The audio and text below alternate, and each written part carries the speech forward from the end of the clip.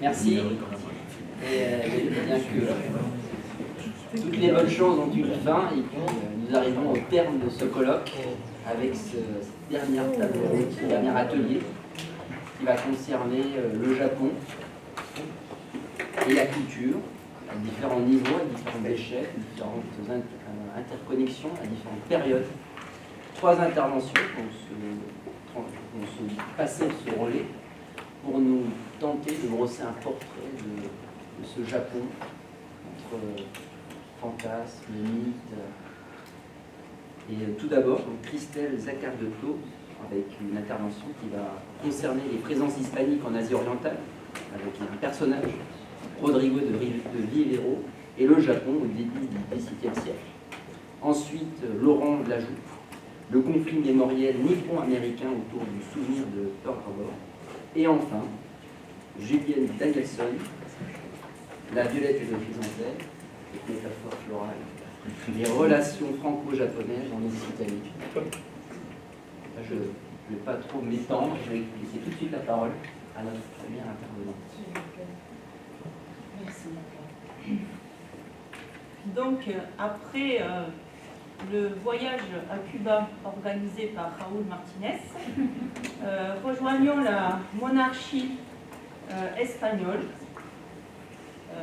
avec en haut à gauche, plusieurs solutions possibles, en bas à droite. progresser, réfléchir.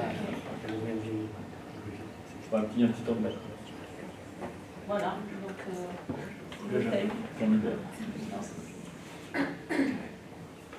C'est un petit peu bizarre. Ça va s'éclaircir un petit peu. Donc, je vais vous présenter un aspect des présences hispaniques en Asie orientale, donc à travers un personnage, Rodrigo de Vivero, au Japon au début du XVIIe siècle. Travail mené sous la direction de Guillaume Baudin. Voilà. À 10h du soir, on heurta la terre et jusqu'au lendemain matin, une demi-heure après le lever du soleil, tous ceux d'entre nous qui en échappèrent restèrent accrochés aux cordes et aux agrès, car le bateau s'était brisé en morceaux. Personne ne savait où nous nous trouvions, peut-être était-ce sur une île déserte. Voici en quelques lignes comment Rodrigo de Vivero décrit son naufrage au Japon, qui a lieu le 30 septembre 1609. Sans nul doute, son arrivée est beaucoup moins somptueuse que celle représentée sur cette diapositive, donc qui est un détail d'un paravent japonais peint vers 1593-1600, montrant des marchands portugais, quelque peu caricaturés, avec des pantalons bouffants et des longs nez, défilant dans une rue japonaise au XVIe siècle. Rodrigo de Vivero est un noble hispanique né à Mexico, vice-royauté de la Nouvelle-Espagne, en 1564. Il pose les pieds sur le sol japonais alors qu'il vient de quitter les Philippines. Il narre son séjour forcé de 10 mois dans une lettre adressée au roi d'Espagne, Philippe III, dès le retour dans son pays le 16 octobre 1610. Puis, dans les années 1630, il rédige un manuscrit intitulé « Relations et informations » sur le royaume du Japon, avec d'autres avis et projets pour le bon gouvernement de la monarchie espagnole, par Don Rodrigo de Vivero, qu'il est dédié à Sa Majesté catholique, le roi notre sire, année 1609. Voilà, donc le titre en espagnol. Donc ce manuscrit a été traduit et publié en 1972 par Juliette Monbeig, à partir du microfilm du manuscrit que lui avait rapporté Fernand Braudel du British Museum. Voilà. Dans cette relation du Japon, il décrit souvent de manière admirative des éléments du pays et s'improvisant ambassadeur, il consacre l'essentiel de son séjour à essayer de parvenir à conclure à une alliance entre le Japon et l'Espagne via la Nouvelle-Espagne. Donc les quelques éléments que je viens de vous présenter m'ont conduite à me poser les questions suivantes. Qui est ce Rodrigo de Vivero qui s'octroie au Japon cette mission diplomatique après avoir échappé à la mort? Comment s'explique la présence d'un novo hispano dans cette région d'Asie? Que nous dit-il du Japon qui justifie sa démarche? Quels sont les enjeux d'une alliance entre le Japon et la couronne d'Espagne au début du XVIIe siècle? Voilà. Essayons à présent d'apporter quelques éléments de réponse.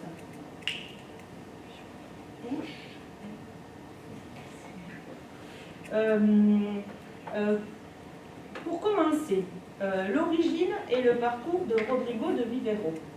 Le prologue qu'il adresse au lecteur dans sa relation du Japon nous donne quelques indications sur son parcours. Considérant les pays du monde par tous lesquels je suis allé avec tant de mérites gagnés et tant de temps perdu, tantôt en Espagne, tantôt en Italie, tantôt sur la mer, tantôt dans les Indes mexicaines, tantôt dans la Chine, en fait ce sont les Philippines, il est déjà allé en Chine, et le Japon, et au centre de tout cela, dans cette antichambre du Pérou qu'est Panama, où je me vois comme enterré, et sans plus rien attendre, j'ai quasiment tiré la plume du tombeau pour rapporter mes fers, etc., etc. Voilà. Donc, ce prologue nous donne un petit aperçu du parcours donc, de cet agent de la monarchie espagnole qui s'est déployé depuis la fin du XVe siècle sur les 4 parties du monde, cher à l'historien Serge Gruzinski. Donc le père de Rodrigo de Vivero est de noble souche et il part jeune, très jeune, de Valladolid au Mexique afin d'accompagner son oncle, Luis de Velasco, futur vice-roi de la Nouvelle-Espagne. C'est lui. Voilà. Alors, je n'ai pas pu avoir de portrait de Rodrigo de Vivero, mais j'ai son tonton. Et alors, je me dis qu'il doit y avoir quelques ressemblances. Voilà. La charge de vice-roi de Nouvelle-Espagne sera occupée plus tard par le fils, Luis Velasco, dit le Jeune, voilà, donc le cousin de Rodrigo de Vivero. Voilà. Donc ce qui constitue, en fait, ces deux personnages sont importants parce qu'ils constituent un appui important pour la carrière de Rodrigo de Vivero. Sa mère aussi appartient à une famille noble qui est déjà installée au Mexique et elle hérite après la mort de son premier mari d'une riche encomienda au Mexique, c'est-à-dire un vaste domaine agricole. De plus, en 1591, son mariage lui permet de se rattacher encore à de grandes familles de Nouvelle-Espagne, dont le premier vice-roi de Nouvelle-Espagne. Voilà. Rodrigo de Vivero est envoyé très jeune à la cour du roi Philippe II, en Espagne, où il devient page de la reine Anne. Puis il débute sa carrière de soldat au Portugal. De retour en Nouvelle-Espagne, il combat des Indiens, puis des corsaires qui menacent le port d'Acapulco. Voilà. Il occupe ensuite des charges plus administratives et judiciaires dans la vice-royauté, telles que la fonction de gouverneur et capitaine général du royaume de Nouvelle-Biscaye, au nord de la Nouvelle-Espagne. Il participe à cette occasion à la répression de soulèvements indiens, les Chichimecs. Voilà. En 1608, donc, il est nommé gouverneur intérimaire des îles Philippines et il est conduit alors à traverser le Pacifique, qui se nommait alors El Mar del Sur, et voilà, donc voilà, il quitte donc Acapulco, traverse le Pacifique pour venir à Manille. Donc la distance est de 14 000 km, même un peu plus. Et ce qui est fantastique, c'est que l'on met un peu moins de 3 mois, bon, même si c'est très long dans un bateau, mais quand même, moins de 3 mois pour effectuer cette traversée. Alors, pourquoi les Philippines? Parce que depuis 1564, avec l'arrivée de Miguel López de Legazpi, provenant du Mexique, cet archipel connaît l'établissement de la domination espagnole. Il tire son importance du commerce de la soie avec la Chine, par l'intermédiaire notamment de marchands japonais qui sont installés dans l'archipel. Les Philippines aussi sont attrayantes par leur proximité géographique avec les Moluques, les îles aux épices, non, pas sur moi, il y a une fonction à la machine. Il y a un petit bouton sur le côté on-off. Oui, merci. Et, voilà.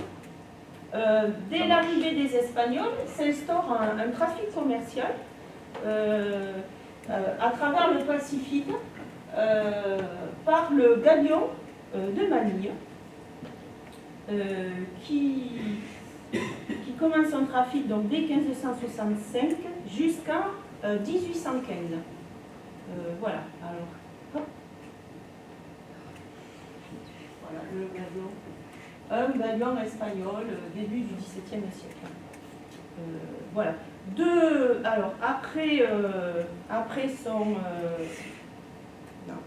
Alors, après sa mission de gouverneur intérimaire des Philippines, donc il échoue au Japon. On en parlera, je reviendrai dessus de manière plus détaillée. Et de retour du Japon, il repart rapidement en mission au service du roi. Voilà. Donc cela lui permet notamment d'obtenir le titre de comte, voilà, ce qui est assez exceptionnel, hors péninsule ibérique. Voilà.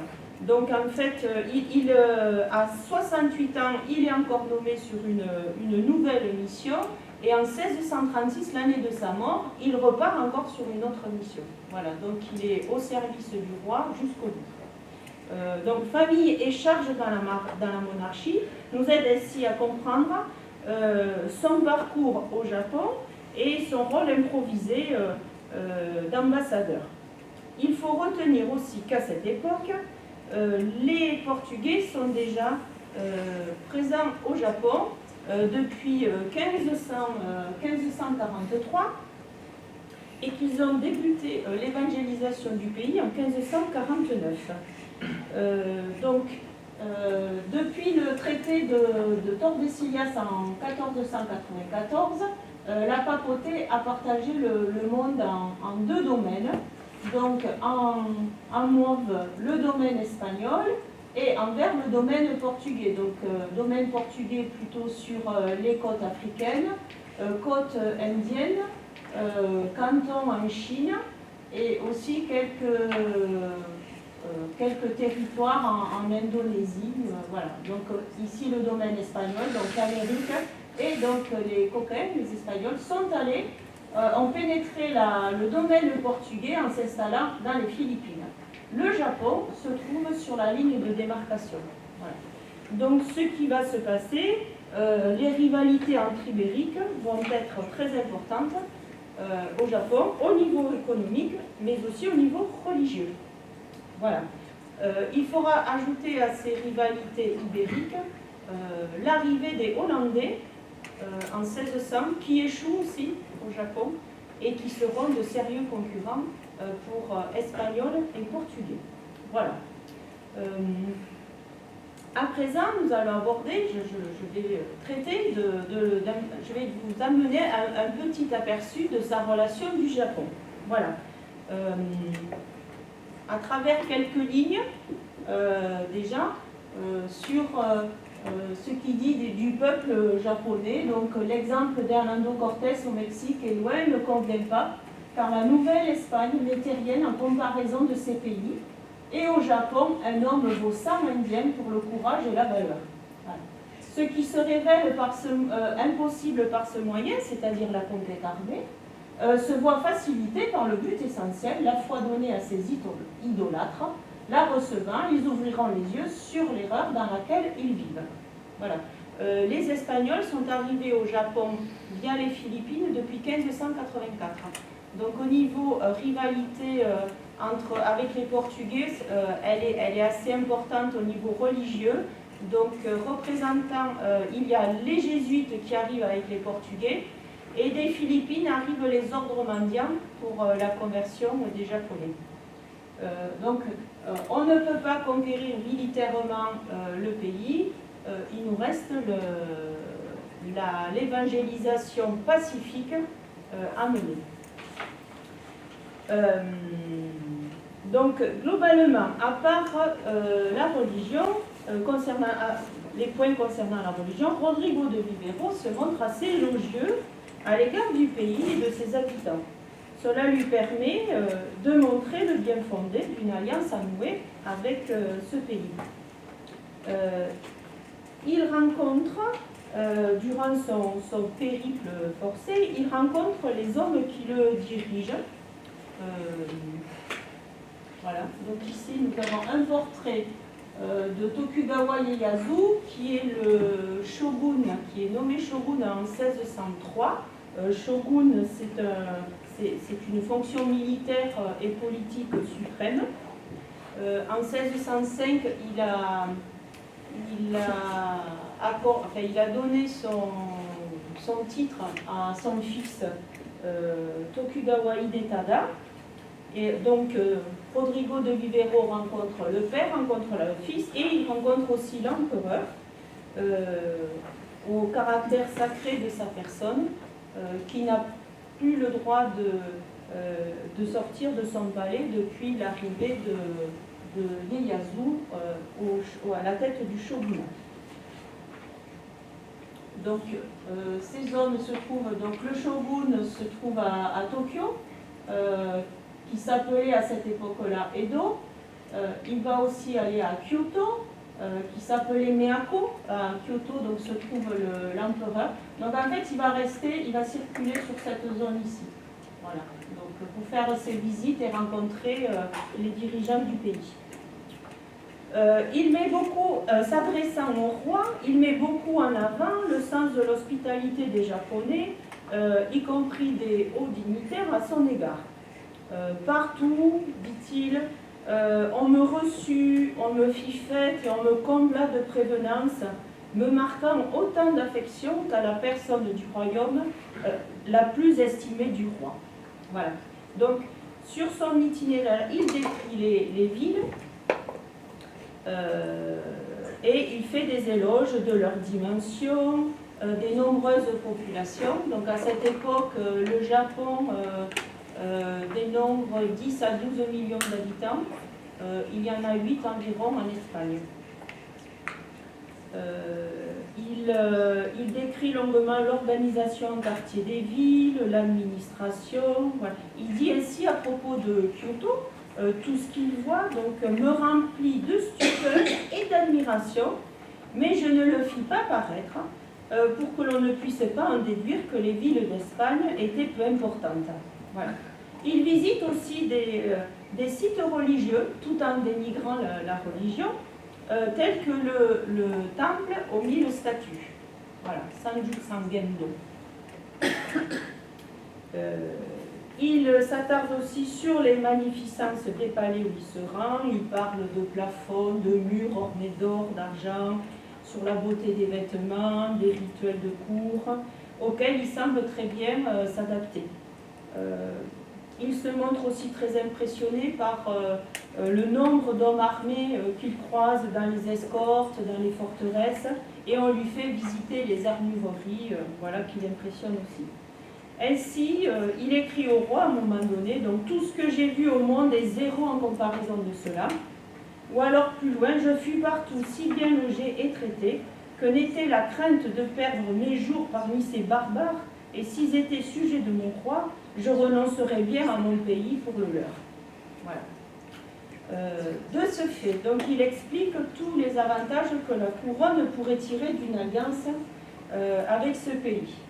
L'or, l'argent, construction navale, par une main-d'œuvre nombreuse, ainsi que la possibilité d'établir des ports avec des entrepôts.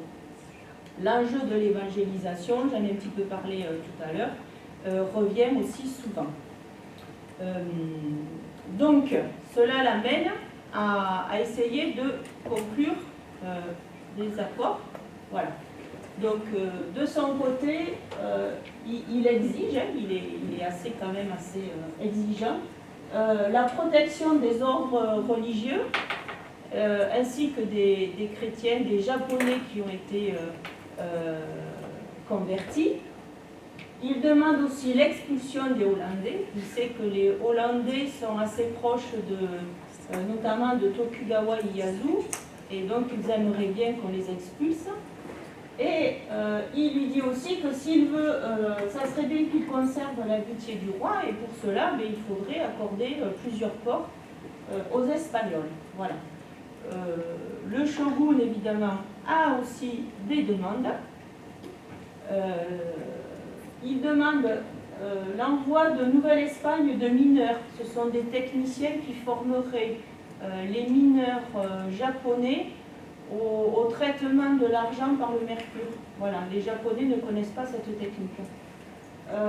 Il veut aussi faire repartir Vivero dans un bateau qui a été construit au Japon avec des Japonais pour que ceux-ci, en rentrant au Japon, puissent connaître l'itinéraire retour, puisqu'il n'est pas tout à fait le même que pour l'aller. Et ensuite, il demande l'envoi d'une ambassade en Espagne pour conclure un accord permettant l'envoi annuel d'un bateau du Japon à la Nouvelle-Espagne et inversement, chargé de marchandises. Voilà. Donc, pour terminer cet exposé, justement, le 1er août 1610, Rodrigo de Vivero s'embarque pour Acapulco avec cette ambassade qui a été demandée par Tokugawa Ieyasu. Cette ambassade est menée aussi par un père franciscain et avec 30 marchands japonais et leurs marchandises qu'ils aimeraient bien écouler en Nouvelle-Espagne. Ils sont porteurs aussi de lettres pour le roi, ainsi que des présents. Voilà. Le roi d'Espagne ne répond qu'en 1613. Tokugawa Ieyasu, confronté aussi à des problèmes à l'intérieur de son pays, commence à abandonner l'idée de l'alliance avec l'Espagne. Les persécutions contre les chrétiens reprennent et le clan Tokugawa conduit le pays vers la fermeture qui a lieu en 1639. À propos de cet épisode donc, du voyage de Vivero, Juliette Mombeg a écrit que ça a été une bulle crevée dans l'histoire du vaste Pacifique des Ibériques. Voilà. Donc ainsi se clôt un premier acte des relations entre Japon et Occident. Faisons à présent un bond dans le temps jusqu'au XXe siècle avec Laurent Lajousse qui nous présente maintenant un épisode dramatique de ces relations avec son sujet consacré aux relations entre Japon et États-Unis. Merci.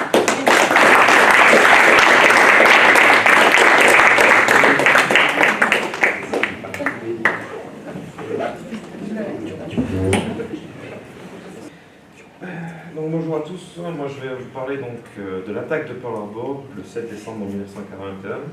C'est une date majeure de la Seconde Guerre mondiale, puisqu'aujourd'hui la commémoration du bombardement de la base navale américaine sur l'île de Oahu dans l'archipel de Hawaï par la marine impériale japonaise fait l'objet d'une médiatisation importante, au même titre que d'autres événements tels que le débarquement en Normandie par exemple, mais aussi d'une imagerie avec le cinéma qui est très présente dans les mentalités. On a eu par exemple en mars un nouveau film. Ainsi, ce qui a motivé mon approche un peu nouvelle, qui a motivé mon approche, c'est la commémoration majeure donc, du 26 décembre 2016, puisqu'il y a eu deux événements autour de cette commémoration et dans cette commémoration, puisque la première, c'est que ça a été qualifié de première visite officielle d'un Premier ministre japonais, et surtout, le Premier ministre japonais a eu cette magnifique phrase, donc Pearl Harbor est le symbole de la réconciliation. Donc,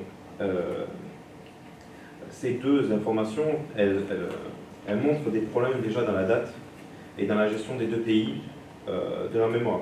On ne peut pas dire aussi facilement que en 75 ans d'histoire, il n'y a jamais eu de commémoration ou de visite de Premier ministre d'un pays vers le lieu de recueillement d'un autre. Je vous ai mis la photo, par contre, je suis désolé, je n'ai pas grossi le Jean Archive. C'est une photo officielle des archives de la marine japonaise, et vous pouvez voir pour les plus observateurs ici et ici, c'est à 7h55, si je me rappelle bien, et vous avez déjà deux avions qui arrivent donc dans ce sens-là. Hop, j'en flèche. Voilà, pour attaquer ici. Et là. Et parce que normalement il devait arriver comme ça, et en fait il y avait de la brume, et donc du coup ils ont décidé de passer par l'eau. Bref. Hop. J'ai perdu. Oui, c'est bon. Le 75e anniversaire a montré aussi que dans les deux discours des présidents, on va avoir un rapport de force qui s'établit, puisque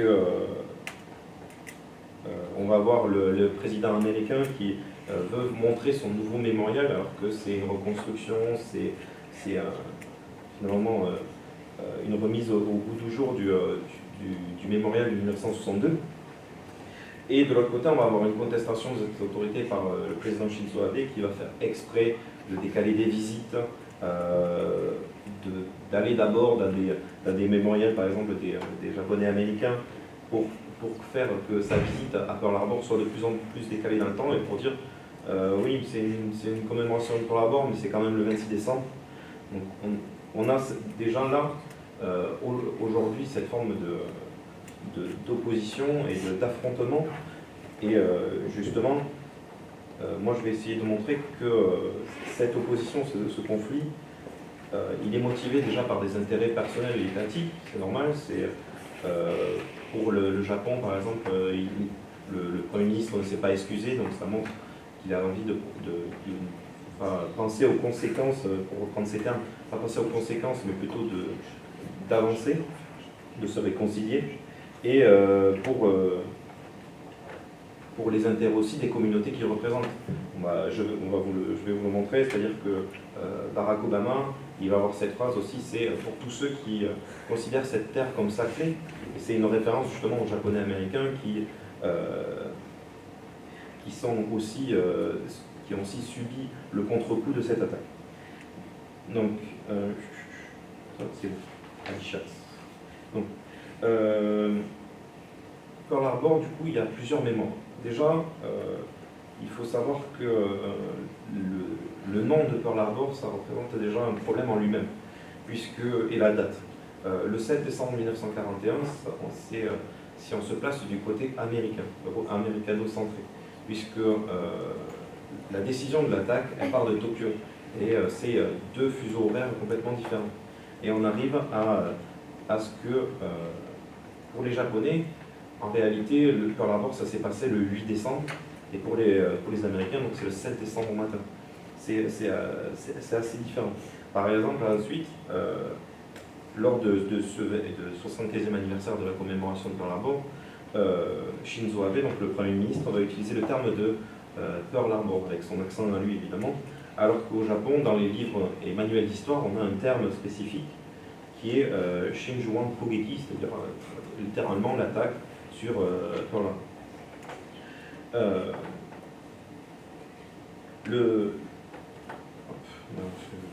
Alors, la réaction au 8 décembre de Franklin Roosevelt, elle est immédiate. C'est-à-dire que dès la réception des nouvelles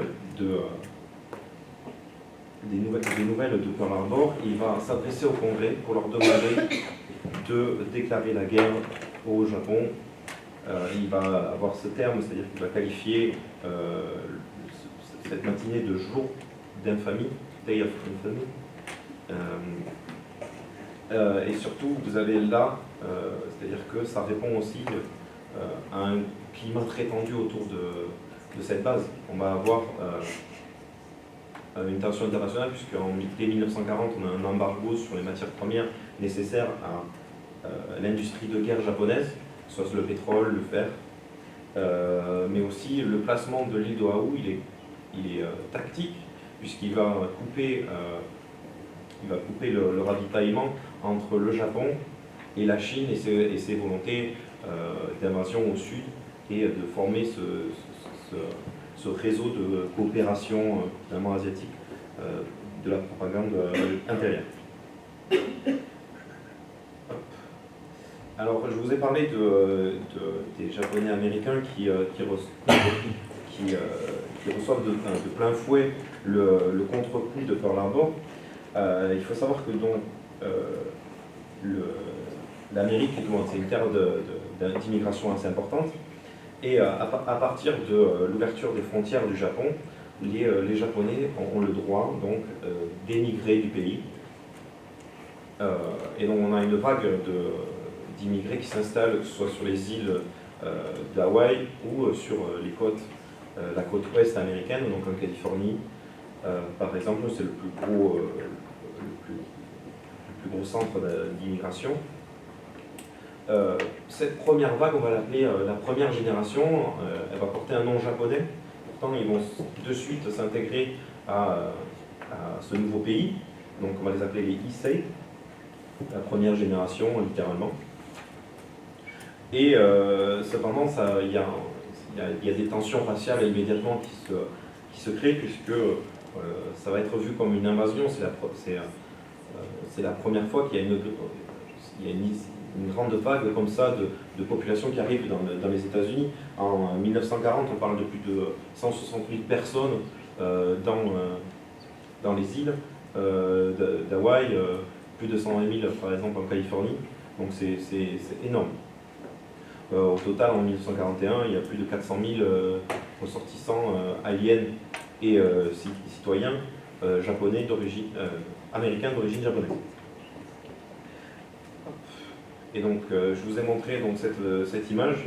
Donc, c'est un écriteau qui est passé sur une épicerie le lendemain de l'attaque. Et en fait, ça répond aussi aux tensions raciales qui montent au fur et à mesure de la dégradation des relations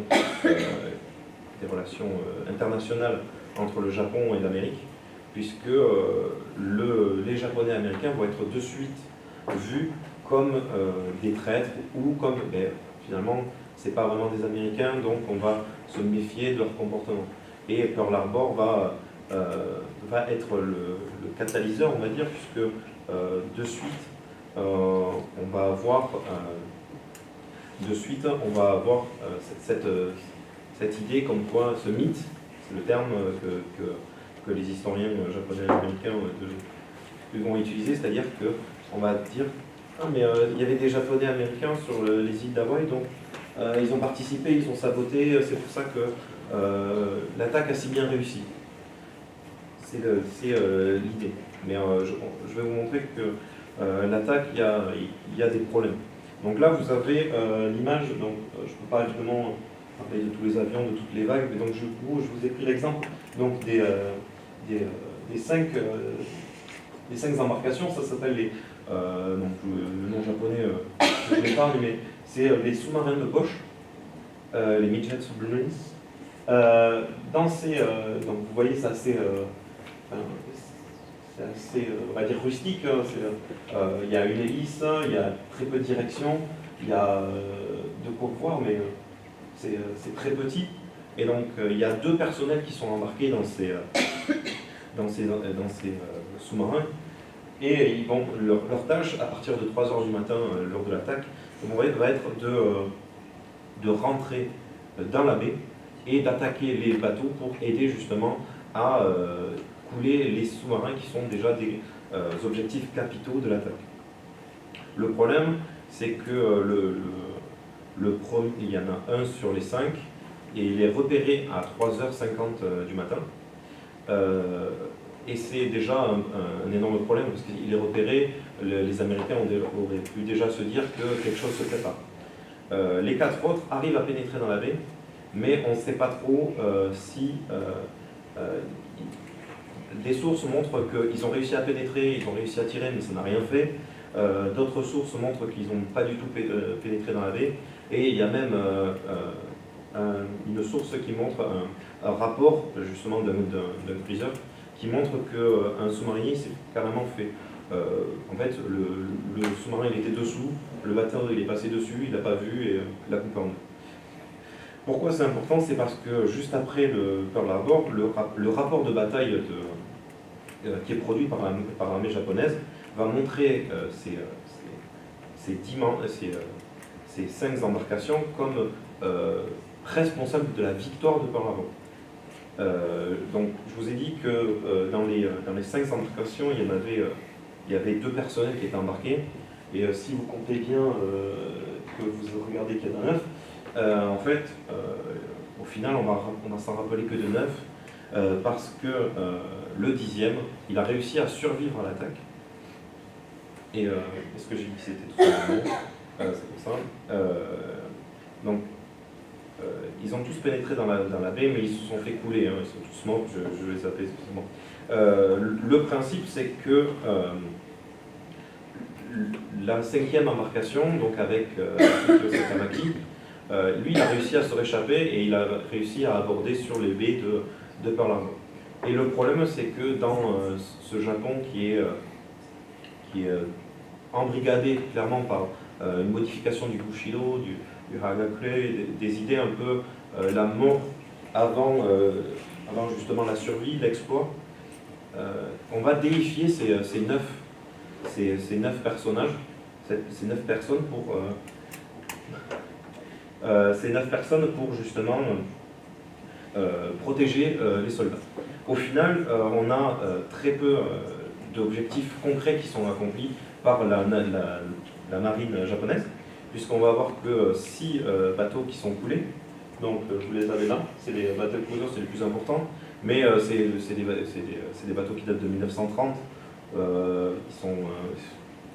C'est pas vraiment, par exemple, le Phoenix qui était plus loin dans la baie, ou c'est pas justement les porte-avions qui étaient censés être les objectifs principaux. Par contre, la grosse réussite, c'est les avions qui étaient stockés justement en pack sur les trains d'atterrissage, parce qu'ils justement ils avaient peur d'un sabotage, et donc au lieu de les ranger dans des hangars pour les protéger des attaques aériennes, ils les ont mis en pack pour les surveiller justement des sabotages. Donc en fait, l'attaque a réussi, puisqu'on a des destructions qui vont peiner la protection du Pacifique pendant 6 mois aux Américains, mais les objectifs principaux, les porte-avions, les porte-avions tout simplement, ou alors infliger une défaite cuisante aux Américains pour s'assurer la victoire, c'est pas du tout accompli, du coup c'est un énorme problème. Et la conséquence aussi que le gouvernement japonais va attitrer à cette déclaration de guerre américaine, ça va être la défaite, puisqu'on a ce terme dans la déclaration, donc le Gyakon Muso, c'est-à-dire la voie radiofusée du trésor. L'empereur en 1945 s'adresse aux Japonais et il leur dit clairement que voilà, c'est le jour de la défaite, on capitule, mais on va non, c'est le jour de la capitulation, mais on n'a pas perdu finalement. Et en fait, il attribue cette capitulation directement à, donc je vous l'ai mis là, c'est le réveil du géant, c'est-à-dire qu'on a attaqué quelqu'un qui était trop fort. Et alors pourquoi il dit ça? C'est parce que en 1941, durant toute l'année, en secret, il va essayer de faire des traités de paix avec les États-Unis pour justement éviter cette rentrée en guerre qui allait de toute façon être perdue. Il avait déjà des rapports comme quoi il n'y avait aucune chance de gagner. En plus, donc le tribunal de Tokyo qui s'étend de 46 à 47 va vraiment attribuer à Pearl Harbor le crime contre la paix. C'est-à-dire que le Japon va être définitivement responsable de l'entrée en guerre et du cassage de la paix. Ils vont être réellement responsables et donc du coup ils vont en subir les conséquences. La responsabilité, donc, vous avez là cette entrevue entre le général MacArthur et l'empereur Hirohito, où on voit déjà un Hirohito assez petit qui essaye de se grandir, mais qui doit accepter la défaite de son pays.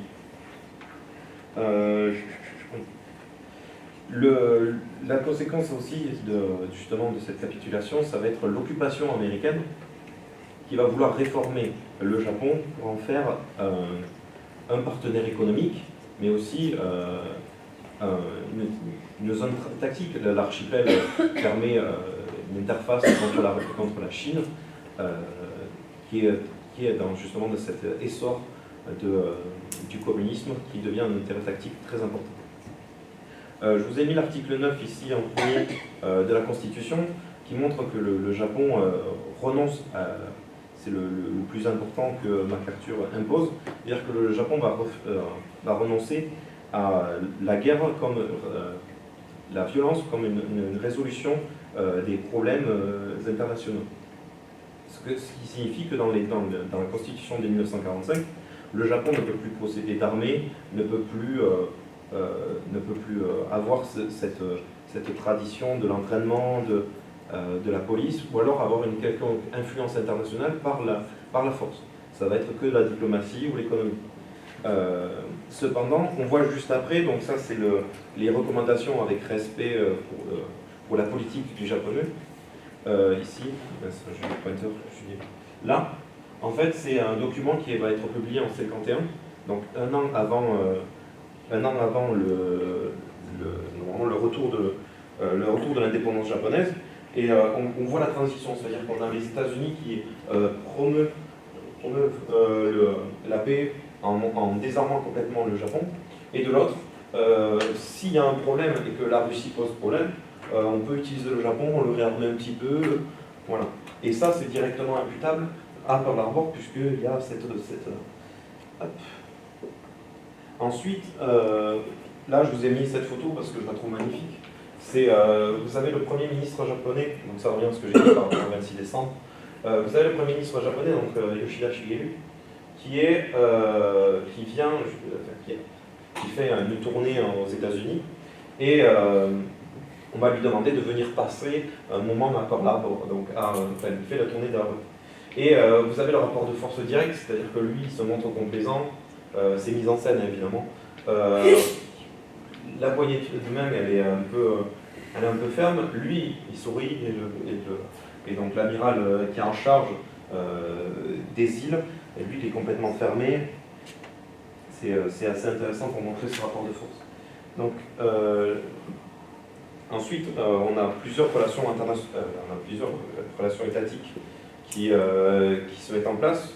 On a des échanges, des traités de paix, on a l'AMPO, justement, ce qui est signé en 1952, c'est-à-dire le traité de San Francisco qui officialise cette indépendance américaine, mais les États-Unis vont garder par exemple des bases navales à Okinawa, c'est-à-dire que le Japon retrouve son indépendance, mais il y a des présences américaines qui sont toujours là. Il y a des bases, il y a une influence culturelle évidemment. Et ensuite, cette indépendance à partir de 1952 va permettre le retour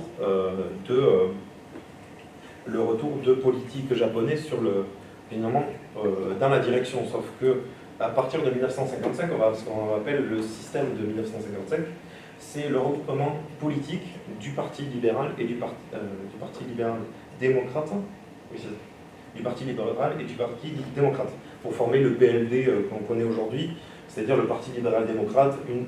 C'est une coalition de la droite pour justement toujours avoir la supériorité à la diète, c'est-à-dire le Parlement, et pouvoir faire imposer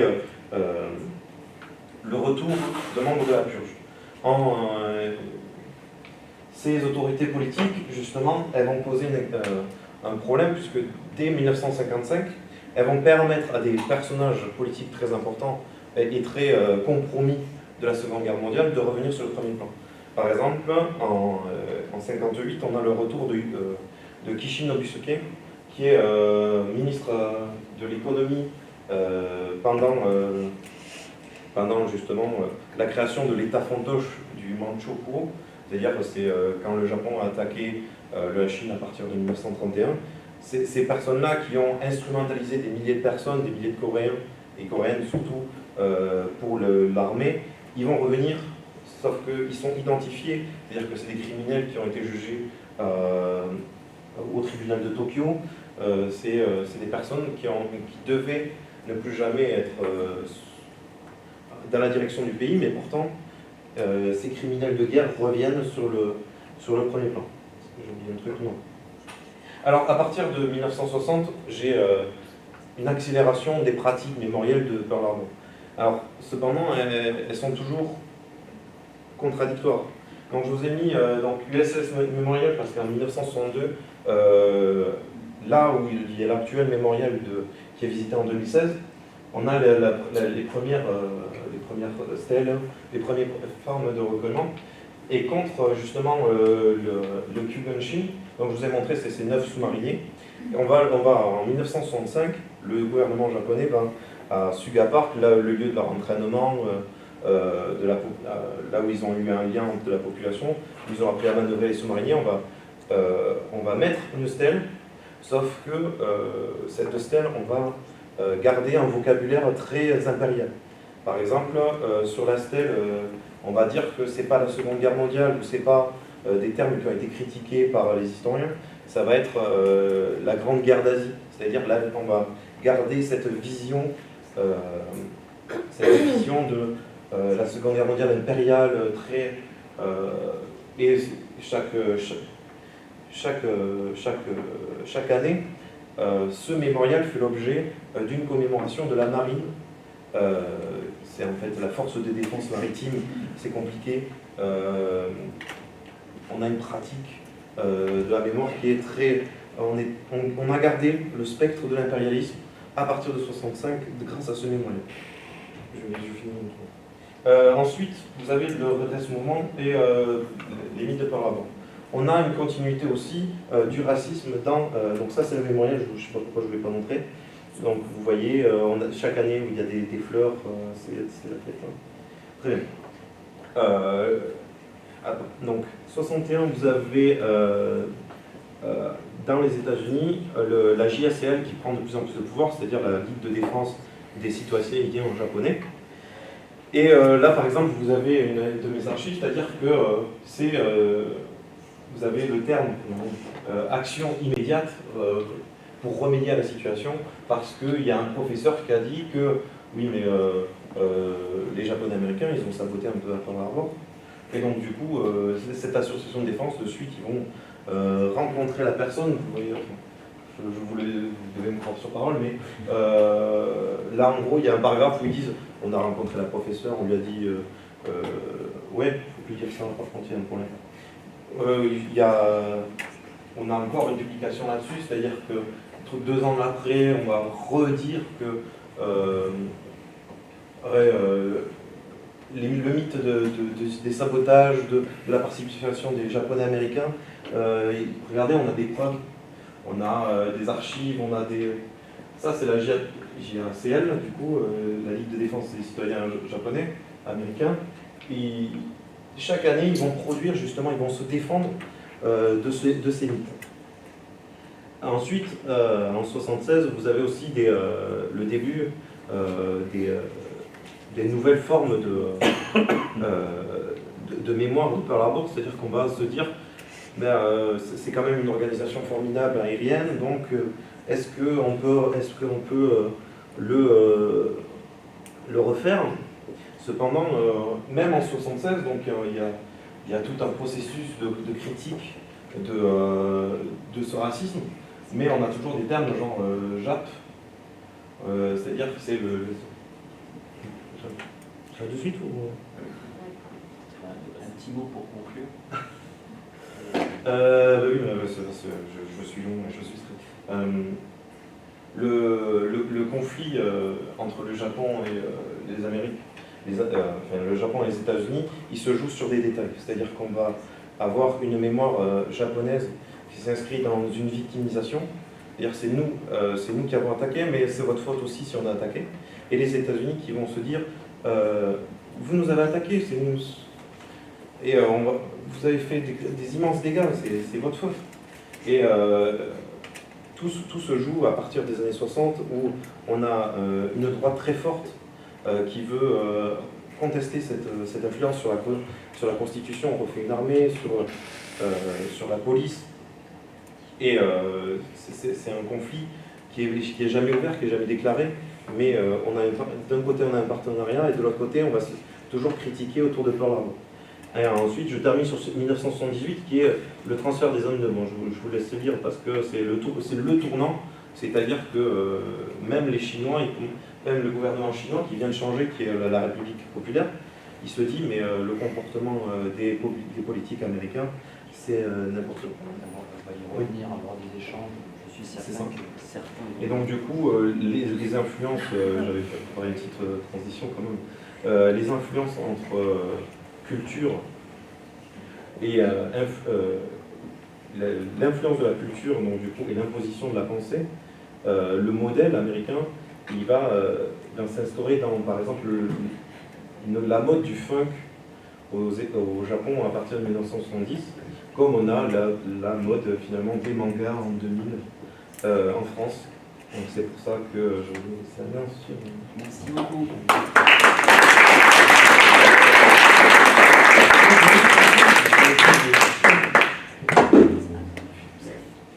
D'être au truc, je me déteste. Parce que je me cache. Bonjour, Je vais réduire mon temps de parole. Tout de suite, Juliette, à toi la parole pour ton sujet très contemporain qui s'écrit tous les jours.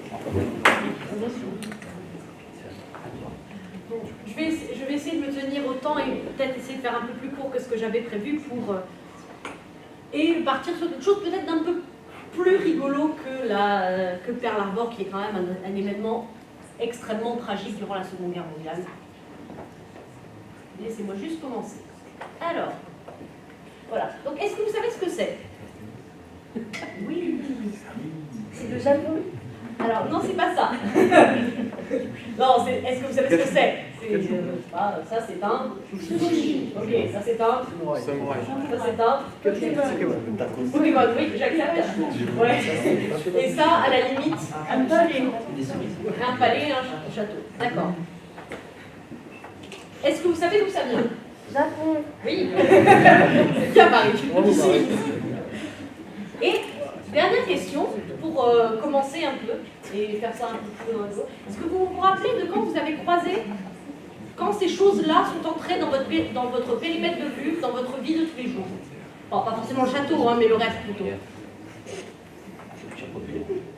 Oui, la culture populaire. Mais vous n'arrivez pas à mettre de date dessus. Il n'y a pas... Donc, on n'est pas exactement dans le même cas qu'une partie de la culture américaine contemporaine. On peut plus ou moins, on peut dater une grosse partie de l'arrivée de la culture américaine en France de 1945 avec l'arrivée des GI, pour faire rapide. Ça, c'est un moment où vraiment il y a un contact culturel très important entre la France et les États-Unis. Avec le Japon n'est pas venu en France, il n'y a pas eu d'invasion, heureusement. Mais on n'arrive pas à savoir pourquoi. Donc ces choses-là, j'ai choisi ces images exprès, sont des représentations extrêmement stéréotypées de la culture japonaise. J'ai choisi les images qui éliciteraient le plus facilement une réponse rapide. Et donc la question est de savoir, mes questions de recherche ont été, comment est-ce que nous sommes entrés en contact avec la culture japonaise, sachant qu'on n'arrive pas à y donner une date précise, et comment se sont formées ces images et ces stéréotypes que l'on a du Japon. Et donc, c'est pour cela que j'ai appelé mon mémoire « La violette et le chrysanthème », constitution d'un savoir sur le Japon à Toulouse. La violette, pour la fleur officielle, pour la fleur locale toulousaine, et le chrysanthème, car c'est la fleur impériale du Japon. C'était pour filer la métaphore florale, comme Andreas l'a signalé tout à l'heure. Nous allons commencer par quelques chiffres, rapidement. Alors, le premier tableau représente les inscrits à l'université Toulouse 2 Jean Jaurès en japonais, en licence et en master. Et le deuxième graphique représente l'évolution des touristes au Japon, des touristes français. Donc, on peut voir que, alors les chiffres les plus tôt que j'ai, moi, de la part de l'OBE de l'université, datent de 2005, mais on voit que depuis, on va dire à peu près 2011, le taux d'augmentation, enfin, le nombre des étudiants inscrits en licence de japonais et en master augmente rapidement. Les taux de réussite sont par contre relativement faibles, on est à peu près autour de 40% en L1 et ça se perpétue des fois jusqu'en L3. Ça, on pourra revenir dessus plus tard. De la même manière, l'évolution des touristes, on voit que plus ou moins depuis l'année 98, on a une augmentation quasiment constante des touristes qui viennent au Japon, sauf en 2011. Oui, car Fukushima, les Français ne sont donc pas allés au Japon cette année-là. Vous avez peut-être un peu peur du risque nucléaire. Ces chiffres-là, je les tiens du GNTO, donc l'Office national du tourisme japonais. Donc on a une augmentation presque constante. Donc l'intérêt pour le Japon en France grandit. Il grandit aussi, l'intérêt pour la culture japonaise se manifeste aussi dans la croissance du taux d'achat de manga. Ça c'est une étude de JFK donc, sur la bande dessinée, sur qui ils achètent. Ils ont fait une petite infographie, une petite étude assez intéressante, mais rapidement, alors je suis désolée, la qualité n'est pas très bonne, entre 2013 et 2015, il y a l'achat des mangas a augmenté de 22% et en prévisionnel entre pareil 2013 et 2015, il y a eu 3% de nouveautés. Donc il y a de plus en plus de mangas qui arrivent sur le marché, même si ce n'est pas énorme comme augmentation. Par contre, le nombre d'achats augmente très rapidement et ce chiffre continue à augmenter à peu près. C'est assez constant depuis le début des années 2000, l'augmentation de la consommation de manga augmente. Donc, les Français sont intéressés et par le Japon, et par la langue japonaise, comme les inscrits, et par une partie de la culture japonaise représentée par les mangas. Donc, je vais essayer de vous conduire dans ma méthode de recherche. Nous allons parler des différents axes que ma recherche aurait pu prendre. Il est important de se rendre compte que moi, ma recherche, c'est le regard de la France sur le Japon et pas l'inverse. Le regard inverse, déjà, aurait nécessité des sources en japonais et malheureusement, je n'ai pas la capacité de les exploiter actuellement, compte tenu de mon niveau de langue. De plus, le fonctionnement ne serait pas du tout le même. On ne peut pas appliquer ce que j'ai pu trouver sur la relation franco-japonaise, de la France vers le Japon, on ne peut pas appliquer les mêmes principes dans la relation inverse pour des différences de culture et aussi pour des différences de contact. Donc, pour faire un petit historique de la relation.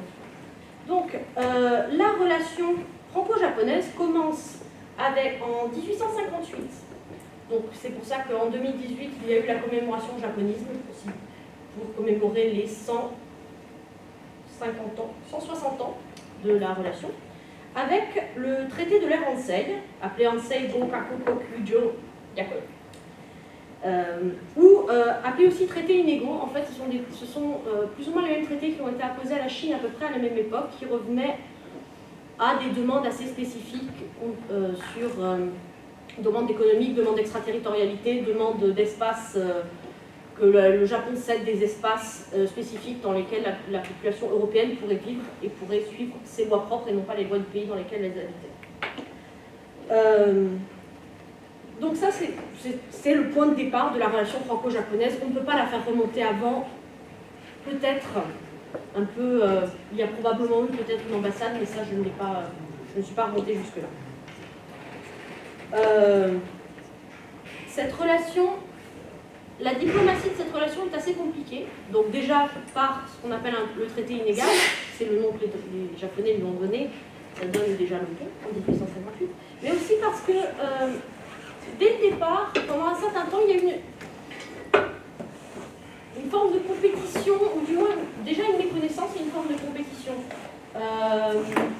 Quand Charles de Gaulle, en 1863 ou 1864, dit du Premier ministre Hayatou Ikeda ou Eisaku Sato, je vous expliquerai pourquoi, que c'est un commis voyageur en transistor, ou un vendeur, ou un petit vendeur, cette citation est très compliquée, au point que beaucoup de gens dans ce contexte-là la connaissent, mais que personne n'est capable de dire si elle existe, si elle est vraie, de quoi elle est composée et de qui elle parle. Je vous la donne quand même au cas où. Elle est citée très souvent, mais personne ne l'a sourcée nulle part. Ça, c'est en 63. Le Japon est donc un pays très lointain, on n'y voit pas grand intérêt. En 91, par contre, les propos d'Edith Cresson sur ABC Prime Time, le 18 juin, disant que les Japonais sont des fourmis jaunes qui essayent de dominer la planète. La traduction rapide de Yellow Ants Trying to Take Over the World, montre bien qu'entre ces deux dates, la relation a complètement changé et les relations diplomatiques se tendent fortement. Et cela, en fait, s'explique par une grande compétition économique.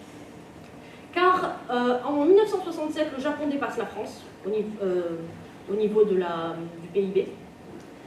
Selon les chiffres de la Banque mondiale, et il devient la deuxième puissance économique mondiale. Cela peut être expliqué par la mise en place de ce qu'on appelle la théorie du vol des oies sauvages de Kaname Akamatsu en 1937, qui expliquait en fait qu'il fallait commencer par produire des produits à faible valeur ajoutée, maîtriser l'intégralité du commerce intérieur et exporter après, et après changer ces industries pour passer sur des produits à valeur plus haute, et on continue dans ce cycle-là, et décaler les productions des produits à basse valeur dans des pays voisins, Philippines par exemple. Ce qui permet en fait le fameux miracle économique japonais, le doublement des revenus en 10 ans, le doublement du PIB en 10 ans, jusqu'à l'explosion de la bulle économique en 91. Et ce qu'on appelle la décennie perdue. Et au final, le soft power que j'ai évoqué rapidement, par exemple avec les mangas, avec les animés, avec les voyages au Japon, les sushis, la cuisine, on peut continuer la liste assez longuement. Moi, je me suis donc concentrée sur les relations culturelles franco-japonaises, à partir d'un regard français, et son influence sur la manière dont on voit le Japon. Pour cela, j'ai réalisé une petite prosopographie, assez réduite, car il y avait quelques petits soucis avec certains interviewés, composée de personnes ayant des profils les plus variés possibles, des enseignants d'université, Mélanie Hoops et Yves Cadeau, des professeurs d'arts martiaux, Yves Cadeau qui est aussi professeur d'art martial, et Pascal Loïdi, une conférencière au musée Georges Labitte Anita Henry, une maîtresse de cérémonie du thé Dominique Kawano, une dessinatrice et enseignante de dessin de manga à Toulouse Manga, Maëlys Sobesti, une personne qui travaille dans une association, Jean-Pierre Jiménez, et un journaliste, Yvan Ouest-Florence. Donc le choix des profils était le plus large possible, et il fallait absolument que ce soit des Français qui cherchent par leur travail ou par leur pratique personnelle à transmettre leur passion du Japon à un niveau qui leur est propre. J'ai exclu obligatoirement les Japonais français parce que leur regard aurait été complètement différent d'un Français, simplement. Donc, l'imaginaire pour le Japon est informé par plusieurs choses, et notamment pour une explication assez rapide, il y a ce magnifique livre, donc Le Japon grec de Michael Luken, Culture et Possession, qui fait un peu référence à ce que Andrea avait dit lundi matin sur le mythe de la Grèce blanche. Là, c'est la réappropriation du mythe de la Grèce blanche. Et donc, le rapport à la Grèce antique au Japon est marqué par ces deux dynamiques, une volonté active de connaître d'une part et une fascination subie de l'autre. Ça, c'est pour la relation entre la Grèce et le Japon. Mais la même chose peut s'appliquer en fait entre la France et le Japon, pour mes individus par rapport au Japon. Ils ont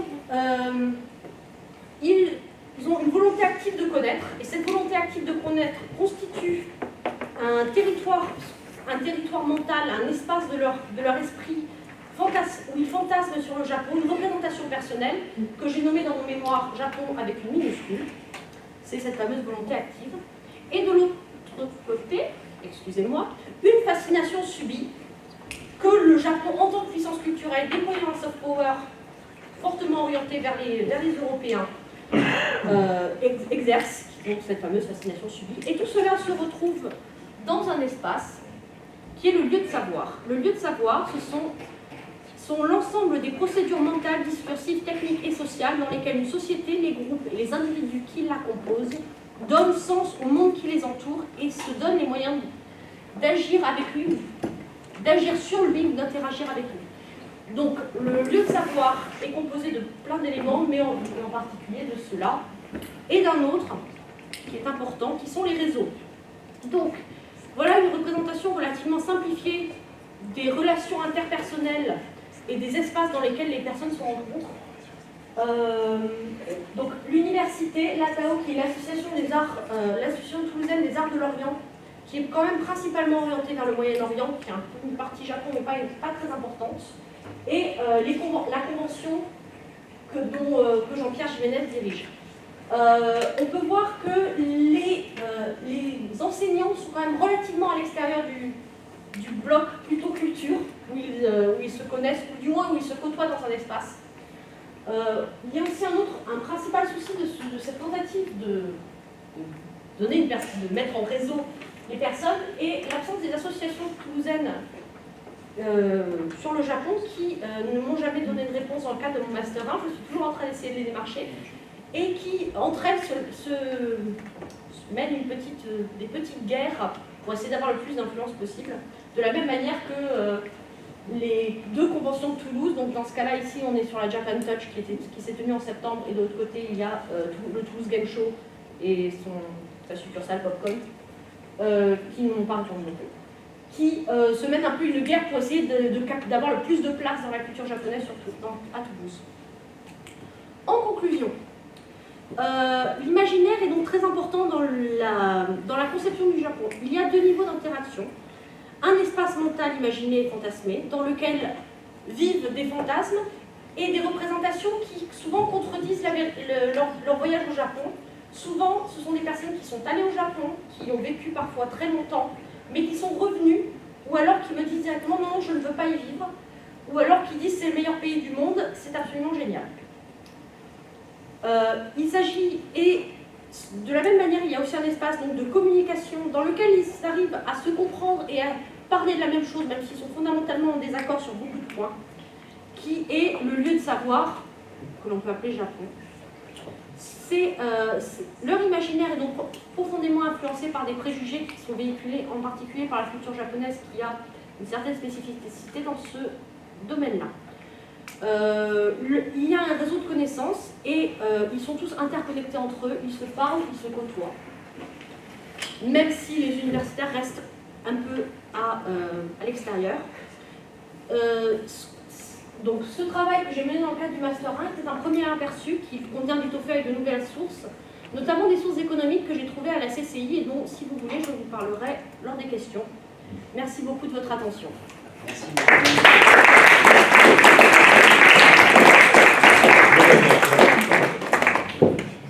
Sans plus attendre, les questions. Christelle, Rodrigo de Vivero, est-ce qu'il parlait japonais? Pas du tout. Comment il communiquait avec les Japonais? Ben, il a toujours avec lui des religieux, D'accord. franciscains ou jésuites, mais il fait exprès dans sa relation de faire l'impasse sur les jésuites qui lui servent d'interprète. D'accord. Mon voyage au Japon, tu dis que la fin de réussite en L1, il y a 40% de réussite sur le japonais. Est-ce que tu considères que 40% c'est un faible taux de réussite en L1, ou est-ce que tu dis ça parce que tu as regardé le taux de réussite de d'autres licences et tu as fait une moyenne pour comparer? Non, j'ai fait une moyenne pour comparer, j'ai principalement comparé avec les licence d'histoire. Quand je dis 40%, c'est la réussite totale. Il y a même des fois, du moins, je vais prendre un exemple, mais par exemple l'an dernier en L3, le taux de réussite devait peut-être être à 35. Mais ça c'est une spécificité de la section japonaise qui est connue, du moins sur l'université, pour être particulièrement difficile et particulièrement intensive au niveau des cours, au niveau des demandes qu'ils ont auprès des étudiants. et qui donc a tendance à résulter de beaucoup plus d'abandon. Il y a aussi un autre phénomène qui est qu'on a beaucoup du moins en L1, il y a beaucoup de personnes, les enseignants en parlent, de personnes qui viennent, selon les dires d'Ikado, avec pour de mauvaises raisons, pour citer l'entretien que j'ai mené avec lui, où il dit qu'ils viennent en fait parce qu'ils sont passionnés de manga, passionnés de culture japonaise populaire. Il dit oui, mais pour comprendre ce que c'est que le Japon, pour pouvoir interagir avec, pour pouvoir avoir quelque chose de construit dessus, c'est très très long, c'est très très dur. Et donc souvent ce sont des gens qui arrivent et qui, quand ils voient la quantité de travail qu'il faut fournir pour ne serait-ce que commencer à maîtriser le japonais, abandonnent assez rapidement. Alors ça, ce sont ses justifications à lui. Il est vrai que les cours sont très très durs. Après, c'est très compliqué. On peut ajouter aussi quelque chose de particulier à la section de japonais, c'est qu'il y a beaucoup d'échanges, bien sûr. Il y a des étudiants de la section de japonais qui vont vers les universités non japonaises, où il y a des départements de japonais ou des sections de japonais qui valident les ECTS en japonais, mais qui, à leur retour, mais le savent avant de partir, ne sont pas reconnus par la section japonaise parce que le niveau est jugé trop faible. Ce qui augmente le taux d'échec. Depuis quand? Ça a toujours été comme ça. Depuis 2005, ça a toujours été comme ça. Après aussi en master, alors ce qui pose problème parce que c'est à la limite de la vidéothèque. Je reviens rapidement sur mon magnifique schéma de tout à l'heure.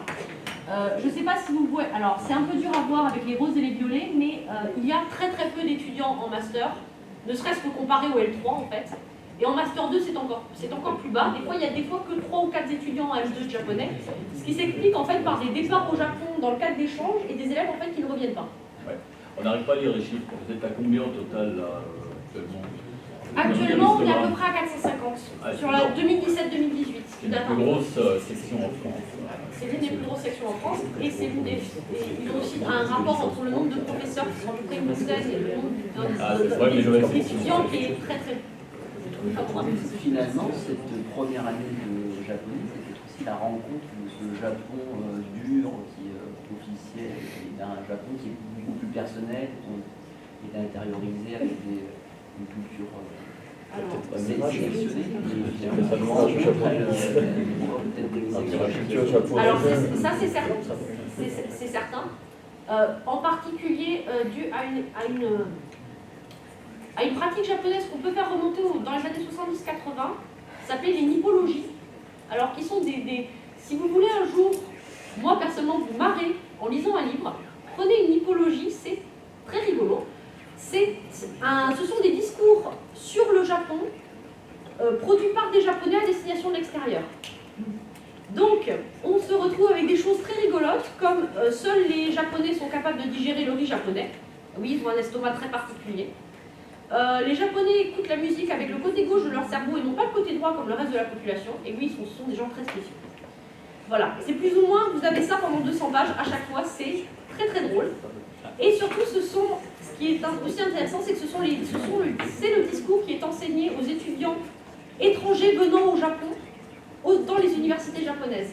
Pour avoir accès à des cours qui ont un certain niveau, qui ne s'appuient pas sur des nippologies, en fait, il faut rentrer dans les sections japonaises et donc pouvoir justifier un niveau de japonais particulièrement excellent.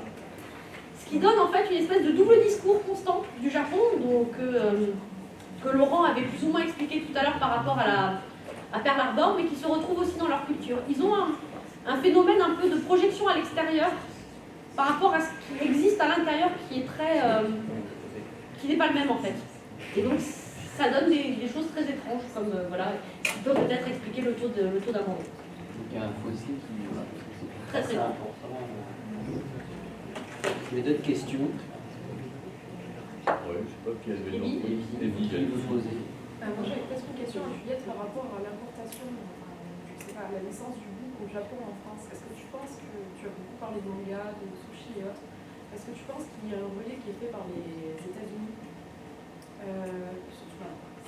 assez personnel, mais je me souviens petite qu'il y avait quelques mangas et la plupart de ces mangas qui étaient diffusés quand j'étais petite venaient souvent des États-Unis ou alors étaient doublés depuis l'américain à partir de versions japonaises. Alors oui, pendant une époque, pendant un moment ça a été le cas. mais aujourd'hui ça n'est plus parce qu'en fait quand on regarde au niveau de la consommation par personne, au niveau des mangas, les Français sont second au monde. Donc au début il y a eu ce passage-là par les États-Unis qui peut probablement s'expliquer par les Nikkei, donc les Japonais habitant, les Nippo-américains habitant aux États-Unis, qui ont probablement importé une partie, qui faisaient importer depuis le Japon des mangas qui suivaient eux, qui ont après été traduits aux États-Unis, qui après ont été ramenés en France. Actuellement, c'est d'ailleurs le cas, Yvan West-Laurence est donc journaliste, comme je l'ai dit, mais c'est surtout le fondateur d'Animeland, qui était le premier fanzine en France dédié à l'animation et à la culture japonaise en général, et qui est donc parmi l'équipe des fondateurs du fanzine Animeland, qui est après devenu un journal. On retrouve les dirigeants de Tokami, les dirigeants de Soleil, les dirigeants de plus ou moins toutes les grandes maisons d'édition de manga aujourd'hui sont dirigés par des anciens Animeland, et Animeland c'est le début des années 90. Donc aujourd'hui ça c'est un peu, ça c'est passé en France. C'est un magazine publié par des fans. Voilà, c'est la contraction de fans et magazine. D'accord. Attends, je crois qu'il y a des cadeaux. Non, mais c'est juste Non, c'est pour ajouter justement un truc là-dessus. Si tu veux, dans les années 80, c'est une question de droit. Et c'est une question de premier qui l'achète. Par exemple, à partir de 82-83, il va y avoir, je te prends un exemple, les Chevaliers du Zodiaque, Senseiya. En fait, c'est la première série qui est achetée, par exemple, par l'équipe de doublage. Par contre, il y a à côté, tu as Bastard, par exemple. C'est un manga qui est acheté directement par une boîte de production américaine. Et donc du coup, il y a cette concurrence. Mais, et du coup, voilà, il y a certains qui vont passer d'abord par les États-Unis, puis après qui sont rachetés. Les droits ils sont rachetés, enfin ils sont cédés, mais parce que ça a déjà été exploité. Mais il y a des fois, ça passe directement en France. Oui, c'est à peu près ça. Même si là maintenant on a franchement des boîtes qui sont 100% françaises et qui font une grosse partie. Il y a d'autres questions. Oui, c'était pour mettre ça à Laurent pour en répondre. C'est que Laurent, il y a beaucoup de thèses racistes américaines aussi en 1941 qui affirment que les Japonais ne peuvent faire de la guerre, mais des thèses racistes du style avec les yeux bridés, ils voient moins bien, donc automatiquement dans les combats aériens, ils l'ont fait, donc c'est un réveil douloureux. Puis aussi, je voulais vous revenir quand même, vous n'avez pas eu le temps, il ne semble pas que vous l'ayez dit que le problème de la déclaration de guerre japonaise qui arrive trop tard, en fait, à cause des problèmes de décodage, qui a amené beaucoup de... C'est ce que j'ai zappé dans ce que je voulais expliquer par rapport au fuseau horaire. C'est-à-dire qu'on va avoir une dégradation de l'image du pays Japon, parce que il y avait pendant un an des tentatives de paix un peu en secret par l'empereur contre ses premiers ministres qui étaient totalement des battants de guerre. Mais le jour même de Pearl Harbor, c'est un jeu de chance et de malchance. C'est-à-dire que pour les Américains, les sous-marins ils sont pas là, mais pour les Japonais, ils sont pas là. Et la déclaration de guerre qui devait arriver pile au moment, c'était calculé pile au moment par rapport au fuseau horaire, ça devait arriver avant l'attaque, puisqu'elle a été envoyée depuis Tokyo, donc ça devait arriver à 11h, et l'attaque, en fait, ça devait arriver à Washington, on va dire, à 11h, alors que l'attaque, elle se produisait en même temps. Et c'était justement parce que ça fournissait un casus belli, je vous l'explique dans le jour, mais voilà, c'est que ça arrive trop tard, et donc du coup, l'empereur, il passe complètement pour un mec qui n'a pas de pouvoir, ou alors qui manipule complètement et donc du coup... c'est une attaque sans déclaration de guerre. Voilà, c'est une attaque de 5 ans. Oui, mais sauf que là, en fait, c'est pire parce qu'il y a des tentatives de texte. C'est-à-dire qu'il y a des archives où, s'il vous plaît, faites la paix avec nous. On vous a rappelé, le mec, il est là. Ah, mais vous me délirez, les gars. C'est comme ça que c'est vécu. En 3 heures, il reçoit un ministre japonais. Il apprend qu'il y a eu Pearl Harbor et il reçoit la déclaration de guerre. Parce que le codage était très long. Alors, une question, j'ai vu. Concernant, j'aimerais que tu reviennes, Christelle, sur le travail ou la traduction de Brodel sur Rodrigo de Vivero. C'est une traduction de Ce n'est pas Brodel qui a traduit, c'est Juliette Mombeg, en fait, qui est une collègue de l'école, l'EHESS, voilà, c'est ça. Et donc, il ramène le microfilm du British Museum. Il y a un manuscrit de cette relation du Japon au British Museum. On fait le microfilm et Brodel le confie à Juliette Mombeg qui fait la traduction. Alors c'est donc ce livre. À l'intérieur, il y a la version espagnole et la version française. Donc voilà, c'est juste, il n'a pas fait de travaux à proprement parler de recherche sur... Il préface l'ouvrage et D'accord. ensuite il n'a pas participé. Merci. Pour Christelle, le moment où ton espagnol est au Japon, l'Espagne, la monarchie espagnole a quelques soucis avec les Flandres, et tu as marqué qu'ils avaient réclamé le retrait des Hollandais. Oui. Comment se positionne le Japon face à ça? Ben, le Japon refuse. Hein. Et là, Tokugawa, le shogun est intraitable pour ça. Il refuse catégoriquement d'expulser les Hollandais. Voilà, donc ils sont intéressants, les Hollandais, parce que ce sont des intermédiaires aussi dans ce commerce de la soie, des épices, donc dans cette zone de l'Asie. Ensuite, ils n'ont pas de cette démarche messianique. Voilà. Et ils arrivent aussi avec un savoir-faire au niveau de la construction navale. Donc ce n'est pas rien, mais d'où le refus total de l'expulsion. C'est pas produit parce que c'est la liste. Voilà, ils sont pas venus. J'ai une autre question. Oui, moi c'est pour Laurent, et du coup j'aimerais savoir si vous pourrez vous montrer son diaporama. Merci. J'essaye de... Je fais aussi vite que possible. Moi j'exige. Tu sais à quelle page c'était La page I am American. Ah, ok. Ouais. Avec la bibliothèque. Voilà, celle-là. Le racisme, parce que t'en as un peu parlé, mais le racisme anti-japonais, il est présent avant Pearl Harbor, après Pearl Harbor, ou comment ça se passe, comment ça s'organise? Ah oui, pendant, c'est un peu bref comme info. Si tu vas au mémorial de State Island, tu as une magnifique photo où il y a déjà des traces à partir de 1910 justement, où il y a déjà des écriteaux en mode oui, alors les Japonais on ne s'aime pas trop. Et en fait c'est vraiment, on ne veut pas des Japonais dans notre quartier, c'est vraiment cette idée de réseau social très fermé. Ensuite, le Pearl Harbor, c'est surtout à partir de l'incident de Nihon. En gros, c'est un événement qui est séparé, mais qui survient juste après Pearl Harbor. En gros, tu as un aviateur japonais qui n'arrive pas à rentrer sur le porte-avions, et du coup, il va s'échouer sur une île qui est complètement déserte. Sauf que là, il y a un Nikkei, c'est-à-dire c'est un Américain qui a des origines japonaises, mais qui est américain, et qui va découvrir cet aviateur.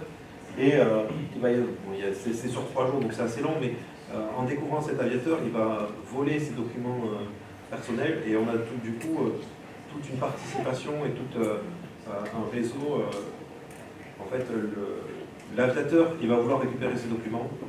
Les Japonais qui sont présents, ils vont l'aider à les récupérer à l'Américain qui les a pris. Cette coopération, après, ça échoue, et ça en vient aux mains. Il y a l'Américain qui prend 3 balles, c'est un héros, machin.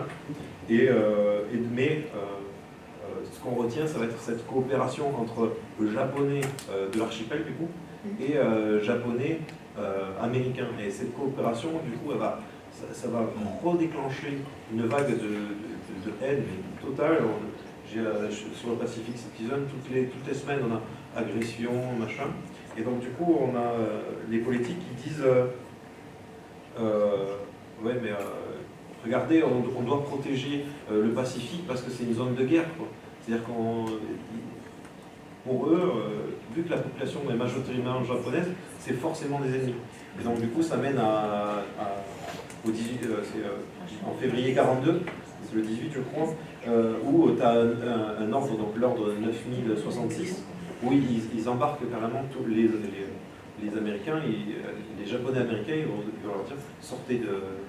C'est une déportation. Ils vont les mettre dans des camps, par exemple, au nord du Canada, et c'est une transition énorme. Et avec les sous-mariniers, c'est une histoire qui est aux États-Unis très connue, mais c'est pas quelque chose que le Japon publie.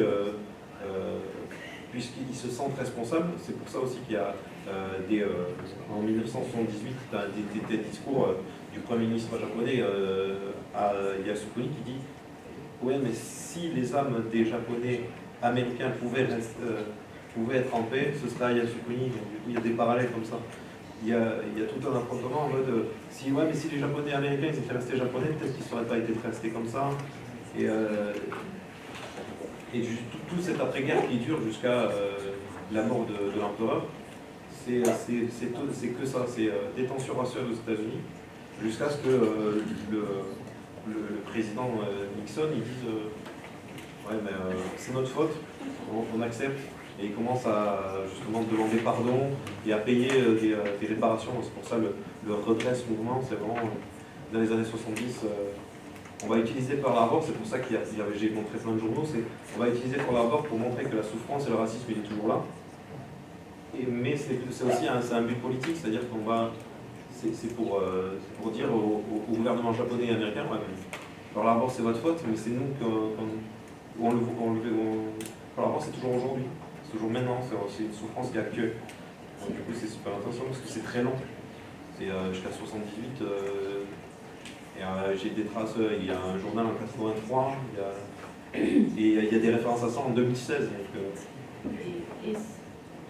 je me permets de compléter rapidement, mais en fait, depuis 1952, le retrait des Américains du Japon, et même on peut le faire remonter à 45, mais bon, la période 45-52 est très particulière, on va dire 52. Depuis 52, en fait, quand on demande aux étudiants japonais de faire des frises chronologiques, ils sont en après-guerre. Et les derniers discours de l'empereur a été de dire il serait temps d'en finir avec l'après-guerre. Donc nous sommes maintenant plus de 70 ans après, les Japonais sont en... le discours japonais place encore leur existence dans cette période d'après-guerre. C'est comme si la période 45-55 en France s'était prolongée jusqu'à maintenant. Ce qui dit beaucoup de choses sur leur manière de concevoir la guerre, leur propre souffrance et la souffrance des autres. J'ai une question. Dans quelle mesure on peut qualifier cet événement de lieu de mémoire partagé, comme vous pouvez le définir, Pierre Noir, pour certains, une mémoire française? Je vais te donner un exemple du coup. Comme je viens de le dire, entre 60 et 70, on a une utilisation politique de la part de la JSL de cette mémoire pour faire avancer un mouvement politique. Bon, en l'occurrence, c'est obtenir des réparations. Et de l'autre côté, on a l'utilisation de la souffrance, de la victimisation de la Seconde Guerre mondiale au Japon, pour montrer que on aimerait justement éviter cette question. Et en fait, on a un parallèle entre les populations qui sont dirigées par des gens qui ont un intérêt politique de la date, mais qui en ont complètement, qui sont lassés de cette question historique. C'est-à-dire qu'on a ce parallèle-là. On a les membres de la JSL qui ils veulent évidemment qu'on reconnaisse leur souffrance. On a les Japonais en montrant leur souffrance de l'occupation. Par exemple, les Japonais qui vivent à Okinawa, ils ont 10% de l'île. Ils ont une colonisation américaine, ils ont les prix, ils ont cette imposition du modèle de la vie américaine. La guerre, elle est toujours présente jusqu'en 70. Okinawa, j'étais jusqu'à mars, là, cette année, où il y a des problèmes politiques dessus. Et du coup, il y a cette lassitude des gens envers la question de guerre qui est partagée, qui du coup est super intéressante pour moi, parce qu'on a un conflit des élites, on a un conflit des personnes contre les élites, et on a un conflit entre les élites et les pays entre pays, tu vois. Et c'est par couche, mais c'est toujours en combinaison. Bon. Bon. Il y a d'autres questions. Bon. Bon. Merci à tous.